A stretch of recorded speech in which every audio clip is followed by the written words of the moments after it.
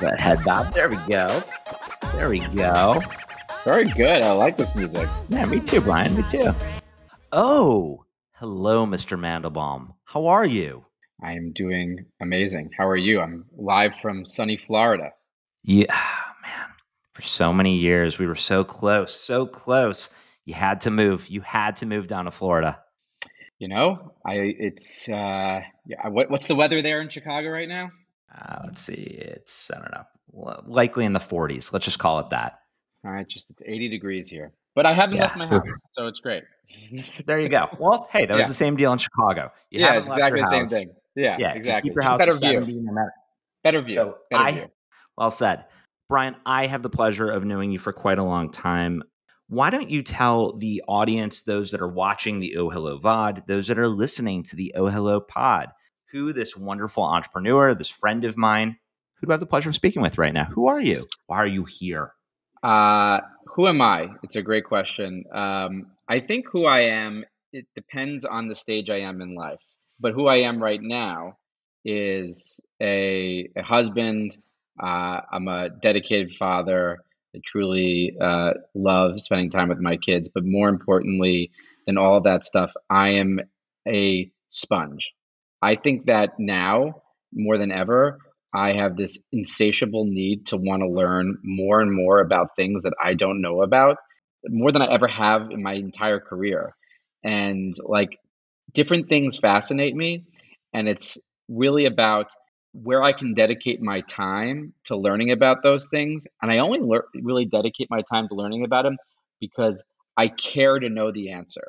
Like I care to be not an expert, but extremely knowledgeable. It's like this like weird place in my life where like I get this kick and I like am up late at night, thinking about ways to whether it's improving my own leadership skills or learning about the car industry. I just have this like insatiable need to like want to know and try to be extremely knowledgeable.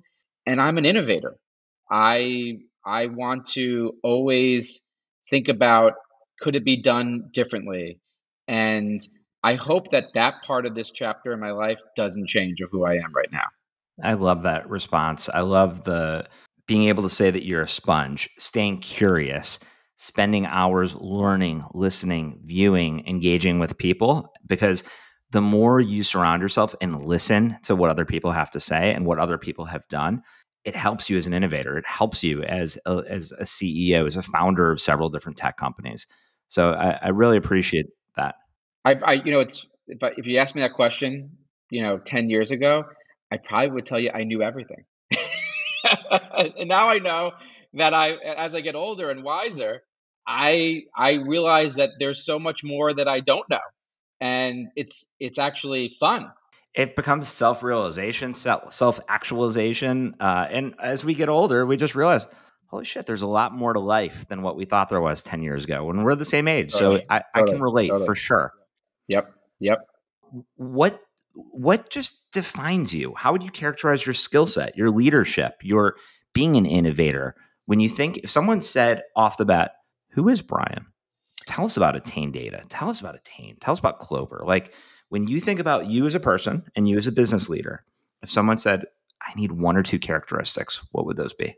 Of me as a person, and what defines me as a leader, I'd say the number one thing that I'd like people to say about me is I'm extremely loyal, and I actually value loyalty as a currency. And maybe that is what's helped me be more fast thinking and fast executing as an entrepreneur because I build teams, and those teams are people that have been working with me for a long period of time.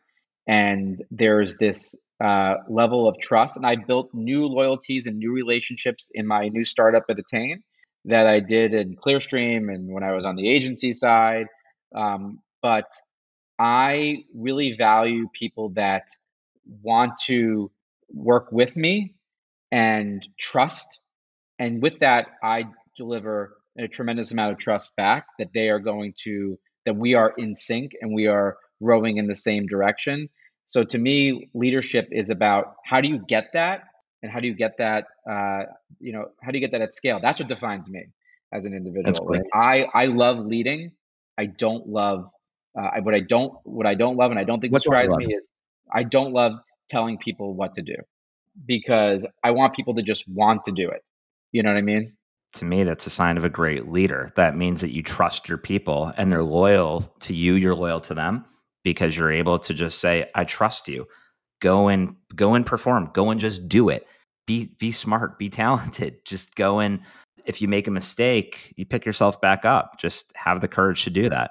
That is the whole trust factor. Like making mistakes are awesome. Like, are we allowed to curse on this podcast?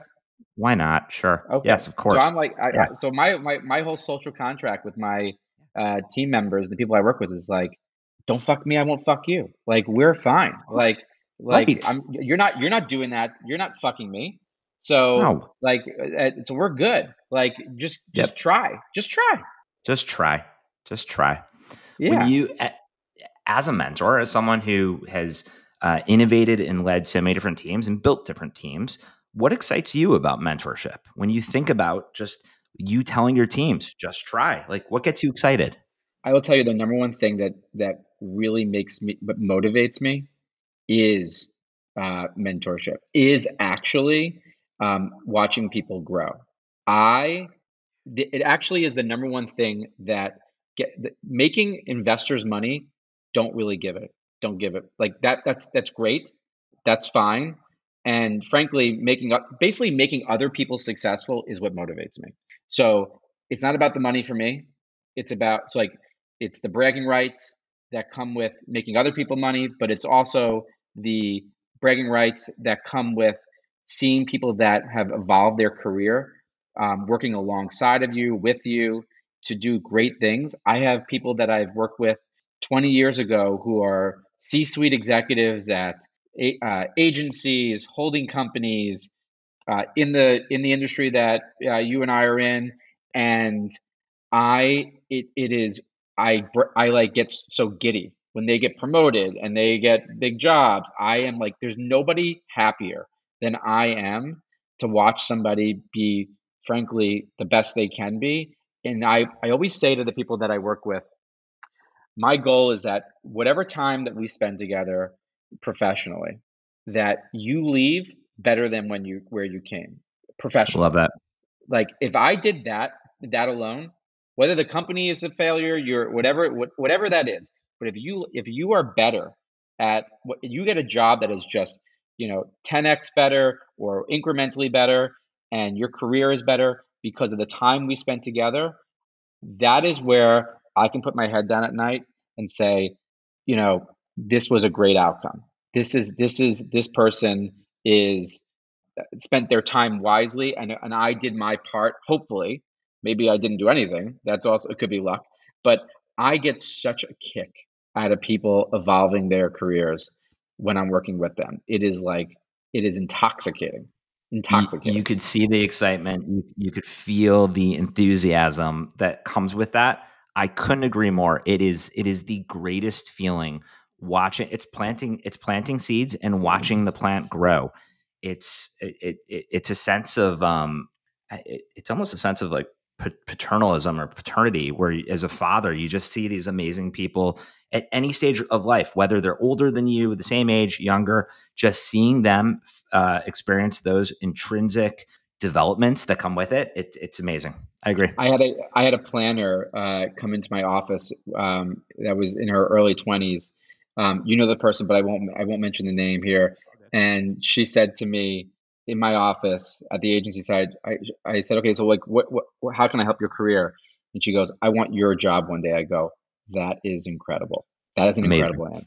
I go, okay, let's do that. Let's get you there. Yeah, let's do that. Let's do that because hopefully I'll move up too. So that's great. Well said. Well, that leads to the next question. Just when you look back, and if you're talking about the conversation that you would have with a planner, what would you tell your younger self? What would you tell your 25-year-old self, your 30-year-old self? If I had to replay it again in my head, I would say advice that I would give myself or anybody younger would be, don't this one's going to sound a little bit played out, but there's two things. Don't be afraid to fail. And frankly, failure is totally awesome as long as you fail forward and learn from those mistakes. I think a lot of people in this day and age are so terrorized of failure. Like they think it's like it's a personal blemish on or a professional blemish. And I don't think that true leaders think of it that way. And the other thing, and this is going to be a little bit out of the box thinking, is break some rules. Break some rules. Don't break laws, break rules. I think rules are bullshit. I I, I couldn't agree more. So the first one, that was an easy. That was your layup. This is your 3-pointer. This is almost like a half court shot that you're saying. I agree with you. Break rules, break shit yeah, completely. I think it's better Keep that to going. ask for forgiveness than ask for permission. I think that miraculous things happen when you just say, you know what, fuck it, let's just do it this way. Like, who says we can't do it this way? There's no rule that says we can't do it this way. And I try to apply that. I wish I knew that sooner, because if I knew that sooner, I think I would have gotten to some places faster, because I've been so mentally trapped in like, oh well, this is it may not even be a written rule. This is just the societal rule that's going on. I'm like, well, why do we do it this way? Like, why should we? I think that's the that's the innovation spark. Is like, I went like this because that's the innovation spark. That's the sponge. That's the as you continue to ascend and to create and do more, you now have those learnings that help you. Hence, paying it forward, giving back, having that sense of altruism by being a mentor, helping people, helping your teams, helping everyone ascend to take over your job, to be a founder, to be a CEO, to be an AMD, to be a senior software engineer, whatever it might be. totally, totally. With that said, Brian, who are some of your professional mentors and why? So it goes back to stages in life. I would say like from like let's go early in life. So like in when I was what people don't know about me is I've been working since I was 15 years old in business. Working not like, like run a lemonade stand, but I've had jobs where I collected a W-2 paycheck. And one of my first bosses when I was in high school, I used to ride my bicycle to this office after high school because I didn't have a driver's license yet. Yep, you're And 15. yeah, his name was Aaron Kaufman. He was an entrepreneur himself. He was in his 20s. I was 15. I thought he was like 50 years old. He was like 21.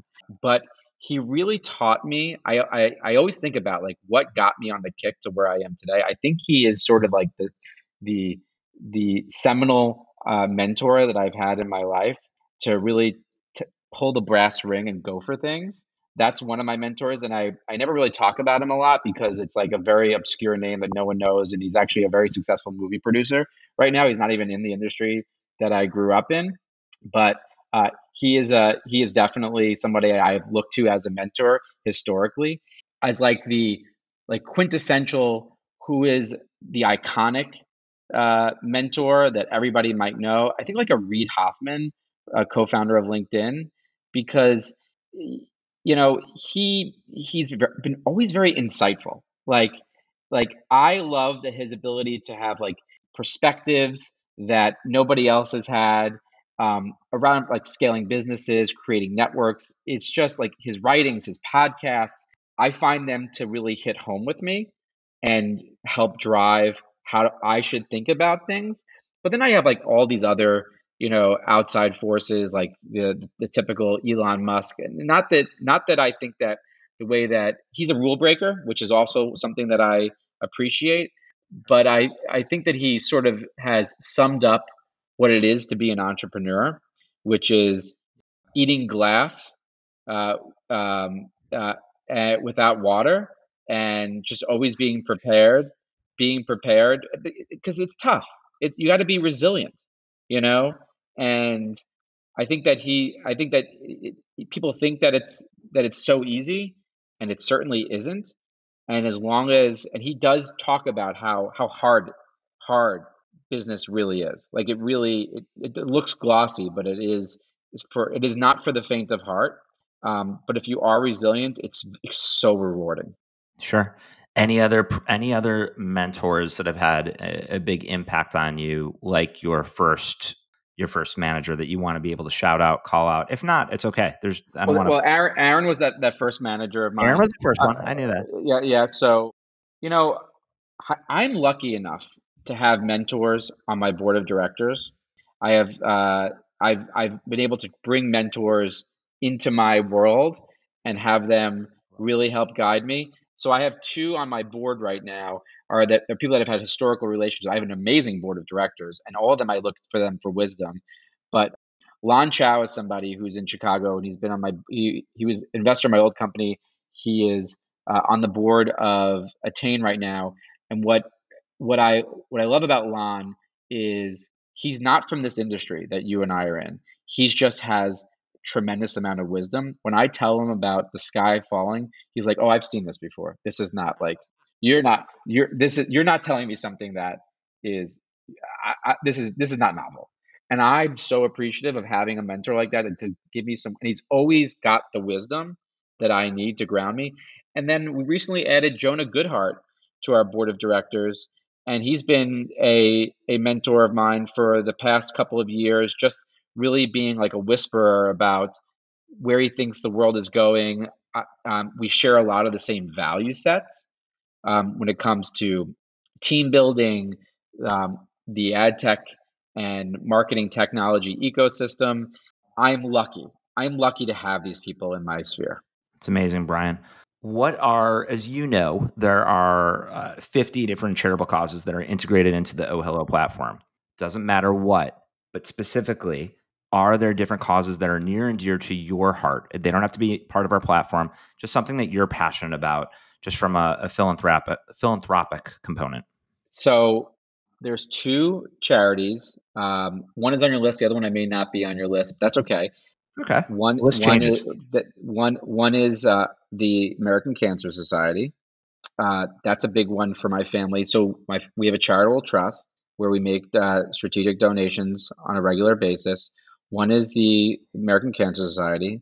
The other one is a fairly well known, but maybe people don't know enough about it, called Sandy Hook Promise, which is a gun control Yep. charity after the tragedy in Sandy Hook that my wife and I are super passionate about around creating sensible gun regulation in the United States. And then like I we're huge fans of giving back to children's related charities. So, but not as at the sizable level. St. Jude's, Lurie's. Uh, I There's nothing more devastating than seeing a sick child. Yep. I agree. Well, thank you for sharing those. Any other parting words of wisdom or advice that you want to give to the OhHello community? This is a good one. I would say that really it's all about doing, not thinking. If you're interested in pursuing whatever it is, don't spend a lot of time thinking about it. Spend more time talking to yourself what you're going to do to make it happen. I think that if once you do, that is where when you have action, you have a reaction. Without the action, there is nothing. There is absolutely nothing. Talk is cheap. Do those things. Those are my biggest advices. When somebody says to me, I want to start a business, I say, okay, I think you should go on LegalZoom and start the business. Yep. Well, I didn't have the, I go, no, no, no. Once you pay the $500, you're in business. So you got to now, if you're not going to be in business, you have to wind down the company. So go do it. Very well said. I appreciate this. Those listening and watching appreciate this. Brian, thank you, my friend. Thank Appreciate you. you. Have a great weekend. Talk to you soon. You too. Thanks, everybody. Thanks for listening. Thanks for watching.